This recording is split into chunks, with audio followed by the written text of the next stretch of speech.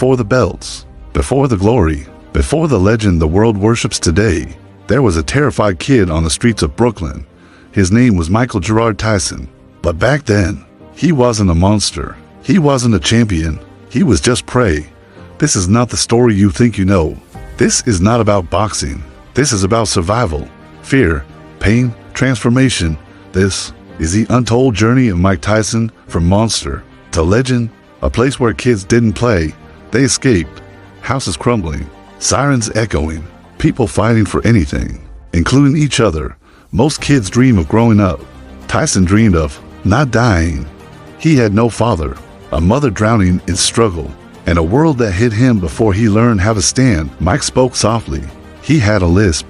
He was shy, sensitive, gentle, and in a place like Brownsville, that meant one thing. He became the perfect target. Kids beat him, mocked him, took his clothes, took his dignity, took everything and every day. The quiet boy died just a little bit inside, but a breaking point always comes. One day, a kid killed Tyson's pet pigeon, the only thing he ever loved, and something in him snapped. The boy who ran from fights became the boy who fought everyone. He didn't win through skill. He won through rage, and Brownsville noticed. He wasn't prey anymore. He was evolving into something dangerous. By age 12, Tyson had been arrested more than 30 times, not for fun, not for ego, but because, in his world, crime was oxygen. He was spiraling fast, a young boy headed to a place darker than the streets, until fate stepped in. Tyson met Bobby Stewart, a former boxer. Stewart saw something terrifying in Tyson: power, raw speed, untamed aggression. He told the boy, "I can help you, but only if you change." And Mike Tyson listened. Stewart trained him, disciplined him, and introduced him to the man who would change his destiny forever, Cus D'Amato. Cus D'Amato was old, fragile, but his eyes were the sharpest the boxing world had ever seen. When he met Tyson, he didn't see a criminal. He saw a future world champion. He said, "You are a fighter, the greatest fighter I will ever train." Nobody had ever spoken to Tyson that way. Nobody ever believed in him. Cus didn't just teach him boxing. He rebuilt him. A hero and a coward feel the same fear, Cus said, but the hero uses it for AM road work, hundreds of rounds of sparring, hours of peekaboo drills, food, sleep, gym again. Tyson wasn't learning boxing. He was being forged. Cus filled the hole Tyson carried inside. He became his mentor, his psychologist, his father, and the monster Tyson feared he would become started becoming a weapon instead. Teenage Tyson was knocking out grown men, not outboxing them, destroying them. His style was animalistic, explosive, predatory. No one had ever seen a teenager hit with that kind of force. The boxing world whispered, "This kid is different." They had no idea how different, but life doesn't allow clean rises. Just as fame approached, Cus D'Amato died.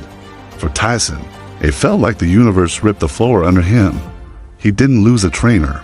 He lost the only man who ever loved him without conditions. The monster started slipping out again. At 20 years old, Mike Tyson became the youngest heavyweight champion in history. He didn't win. He annihilated. His speed, his power, his intimidation, his darkness, all the pain from his childhood. Cus turned it into the most terrifying force boxing had ever felt. The world wasn't watching a fighter. They were watching a storm. Tyson became a god, but gods fall too, with no Cus, no guidance, no protection. The wolves came, fake friends, bad contracts, toxic people. Tyson drowned in money, women, ego, drugs, chaos, and the monster the streets created now had millions of dollars to feed it. Then came the fall, court, conviction, prison.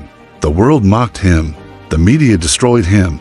Everyone cheered for his downfall, but alone in his cell, with no noise, no chaos, Tyson finally faced the one opponent he avoided his entire life, himself, prison.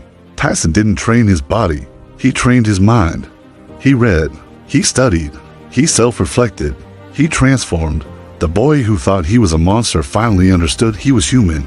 When he came out, he wasn't the same. Still dangerous. Still powerful. But wiser. Calmer. More aware. He fought again. Won again. Lost again. But the chaos was gone. He was no longer fighting the world. He was fighting himself and winning. Mike Tyson is not a monster. He is a teacher, a thinker, a philosopher in a warrior's body, a man who survived his childhood, survived fame, survived prison, and survived himself. He wasn't born great. He was forged by pain. This is why Mike Tyson isn't just a boxer. He is a legend for the belt.